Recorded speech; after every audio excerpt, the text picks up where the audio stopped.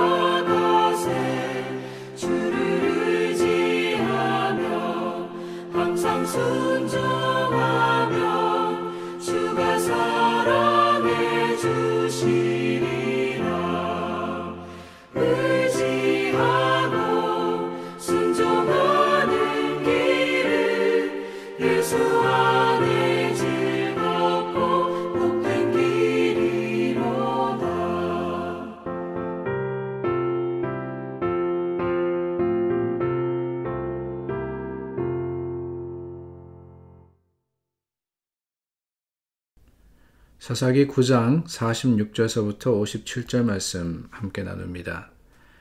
세겜 망대의 모든 사람들이 이를 듣고 엘브릿 신전의 보루로 들어갔더니 세겜 망대의 모든 사람들이 모인 것이 아비멜렉에게 알려지매 아비멜렉 및 그와 함께 있는 모든 백성이 살몬산에 오르고 아비멜렉이 손에 도끼를 들고 나뭇가지를 찍어 그것을 들려 올려 자기 어깨에 메고 그와 함께 있는 백성에게 이르되 너희는 내가 행하는 것을 보나니 빨리 나와 같이 행하라 하니 모든 백성들도 각각 나무가지를 찍어서 아비멜렉을 따라 보루 위에 놓고 그것들이 얹혀있는 보루에 불을 놓음에 세겜 망대에 있는 사람들이 다 죽었으니 남녀가 약 1000명이었더라. 아비멜렉이 데베스에 가서 데베스에 맞서 진치고 그것을 점령하였더니 성읍 중에 견고한 망대가 있으므로 그 성읍 백성의 남녀가 모두 그리로 도망하여 들어가서 문을 잠그고 망대 꼭대기로 올라간지라. 아비멜렉이 망대 앞에 이르러 공격하며 망대 문에 가까이 나아가서 그것을 불사르려 하더니 한 여인이 맷돌 윗짝을 아비멜렉의 머리 위에 내려 던져 그의 두개골을 깨뜨리니 아비멜렉이 자기의 무기를 든 청년을 급히 불러 그에게 이르되 나는 칼을 빼어 나를 죽이라. 사람들이 나를 가리켜 이르기를 여자가 그를 죽였다 할까 하노라 하니 그 청년이 그를 찌르매 그가 죽은지라. 이스라엘 사람들이 아비멜렉의 죽은 것을 보고 각각 자기 처소로 떠나갔더라. 아비멜렉이 그의 형제 70명을 죽여 자기 아버지에게 행한 악행을 하나님이 이같이 갚으셨고 또 세겜 사람들의 모든 악행을 하나님이 그들의 머리에 갚으셨으니 여룻바알의 아들 요담의 저주가 그들에게 응하니라. 오늘 이야기는 아비멜렉의 마지막을 기록을 하고 있습니다. 아비멜렉이 어떤 사람이냐? 지난 며칠 동안 우리 말씀 나누신 분은 기억하실 겁니다. 사실 아비멜렉은 이스라엘의 사사는 아니었습니다. 이스라엘을 다스리기는 합니다. 물론 왕으로서가 아니라 그 땅을 통치하는 자로서 다스리는데 하나님께서 이스라엘에게 허락하신 하나님이 세우신 하나님의 지도자는 아니었다는 겁니다. 그럼 누구냐? 다른 게 아니라 우리가 잘 알고 있는 기드온이라는 사사 있지 않습니까? 그 기드온이 낳은 아들입니다. 첩에게서 낳은 아들인데 이 아비멜렉이 이 권력을 얻으려고 그 형제 70명을 죽이고 형제 70명을 죽이고 다스리는 자리에 오르게 됩니다. 그리고 이스라엘을 3년 동안 다스렸는데 그동안 참 여러 일들이 벌어졌던 거예요. 그 마지막 일, 그의 결국을 오늘 본문은 기록을 하고 있습니다. 근데 오늘 본문 가만히 보시면은 세겜 망대의 모든 사람들이 이 아비멜렉과 전쟁하는 싸우는 기록이 나옵니다. 그래서 그 세겜 망대에 있던 사람들이 1000여 명이 죽고 결국에는 아비멜렉도 죽게 되는데 여러분 여기에 참 놀라운 반전이 있습니다. 다름이 아니라 이 세겜 사람들이 어떤 사람들이었느냐? 그 사람들이 사실은 아비멜렉과 손을 잡고 이 아비멜렉의 형제, 베다른 형제죠. 베다른 형제를 죽이는데 앞장섰던 사람들입니다. 그러니까 이 아비멜렉의 동조자가 된 그럼으로써 이 아비멜렉이 힘을 얻었을 때 같이 힘을 얻었던 사람들인데 결국에는 어떻게 되느냐? 서로가 갈라지게 되고 그리고 서로가 서로와 싸우게 되더라는 거죠. 근데 여기에 참 그런 안타까운 일들, 물론 아비멜렉이 했던 일들은 처음부터 안타까운 일들이었습니다. 하나님의 뜻에 맞지 않은 일들이었어요. 그런데 그 가운데서도 이렇게 반전에 반전을 거듭하는 이유가 뭘까? 오늘 본문에서 찾아봅니다. 그 첫 번째는 46절에 나옵니다. 세겜 망대의 모든 사람들이 이를 듣고 엘브릿 신전에 보루로 들어갔더니 그랬습니다. 엘브릿 신전에 보루로 들어갔더니 세겜 사람들이 이 아비멜렉과 전쟁하기 위해서 간 곳이 어디냐? 엘브릿 신전이었다는 거예요.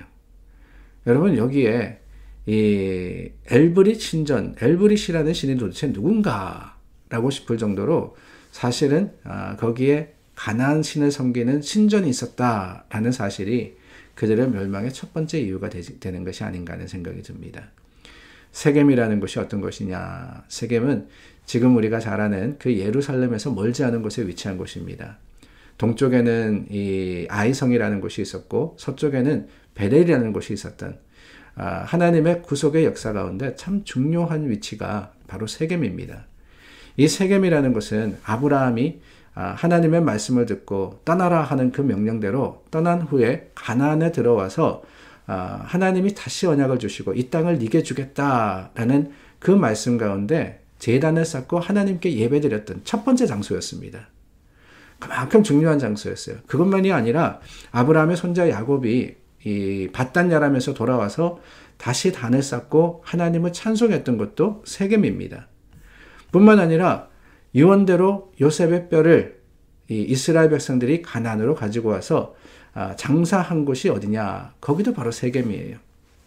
이 세겜이라는 곳 하나님께서 이스라엘 백성에게 주셨고 그곳을 중심으로서 아브라함과 그 자손들이 정착을 했던 곳이 바로 유대인들이 정착을 했던 곳이 그 땅이었다라는 것이죠. 근데 그만큼 하나님의 약속과 또 구원의 역사 가운데 중요한 위치를 차지하는 곳이었는데 뭐냐? 바로 그곳에 하나님께 예배드렸던 아브라함의 제단은 어디로 가고 없고 오늘 말씀해 보니까 엘브릿이라는 우리가 잘 알지 못하는 가나안 신의 신전이 있더라라는 사실이 참 안타깝게 그지없는 겁니다. 아비멜렉에게서 피해서 그 신전으로 가죠. 그러나 그러면 뭐합니까? 결국에는 그곳에서 남녀가 1000명 정도가 죽게 되었다라고 이야기하지 않습니까? 세상의 신은 의지해봐야 소용없는 거예요. 아무리 우리가 세상의 것으로 힘을 가지려고 해도 피하려고 해도 그것이 우리의 보호가 되지 못하고 또한 우리의 지켜주는 능력이 되지 못하는 겁니다. 아비멜렉은 어떻습니까? 오늘 말씀해 보니까 참 허무하게 그 마지막을 맞이하게 됩니다. 전쟁하는데 싸우는데 한 여인이 이 맷돌을 들어서 던지는데 하필이면 거기 맞은 거예요. 그래서 죽게 됩니다. 죽는 것도 여인에게 죽임을 당했다라는 것이 부끄러워서 자결을 하게 되죠. 그것으로서 전쟁은 끝이 납니다. 그런데 여러분, 이 아비멜렉 하나님의 뜻이 아니었고 또 하나님께서 세우신 사람이 아니었지만은 스스로 올라서 이스라엘을 다스렸던 그가 결국 뭐냐? 하나님의 뜻이 아닌 일을 하다가 안타까운 결말을 맺고 말았던 거예요. 그 결론적으로 50절과 51절 말씀, 56절과 57절 말씀이 이렇게 합니다. 아버지에게 행한 악행을 하나님이 갚으셨다라고 말입니다. 세겜 사람들도 그 악행을 하나님께서 갚으셨다라고 이야기를 하고 있습니다. 여러분, 이 말씀 우리가 참 주의해서 봐야 됩니다. 하나님이 갚으셨다. 하나님께서 정산을 하셨다는 거예요. 잘못한 것을 판단하시고 심판하시고 그것으로서 잘잘못을 따지시는 것이 공의로우신 하나님이신 줄을 우리는 이 말씀을 통해서 다시 한번 깨닫습니다. 그렇습니다. 우리가 오늘 살아가면서 참 내 마음대로 내 생각대로 할 수 있다 그러지만은 그것은 다 마지막 때 하나님께서 보시고 판단하시는 내용입니다. 하나님은 심판하시는 하나님이시라는 것을 우리는 잊지 말아야 되는 거예요. 이 아비멜렉이 또 세겜 사람들이 자신의 힘과 능력을 믿고 자랑했지만은 그것은 다 한때의 꿈이었습니다. 하나님이 역사하시면 반드시 정의가 바로 세워지고 또한 하나님께서 이 잘잘못을 판단하시며 가리신다라는 사실을 우리는 오늘 잊지 않고 살아갈 때 우리 하나님 앞에서 더욱더 말씀에 가까운 그 말씀대로 살아가기를 애쓰는 우리 삶이 되지 않을까 하는 생각이 듭니다. 주님 앞에서 주님께서 원하시는 삶을 살기를 결단하시는 여러분들이 되시기를 바랍니다. 기도하겠습니다. 참 좋으신 하나님, 말씀을 통해서 교훈을 얻습니다. 하나님의 뜻이 아닌 내 생각으로 나아가는 것이 아니라 내 주장을 앞세우는 것이 아니라 주님의 말씀에 맞추어 사는 오늘 하루가 되게 하여 주시옵소서. 예수 그리스도 이름으로 기도드립니다. 아멘. 오늘도 우리 주님 앞에 섰습니다. 감사로서 하루를 시작하고 감사로서 서로를 위해서 기도하는 교회가 될 수 있기를 바랍니다.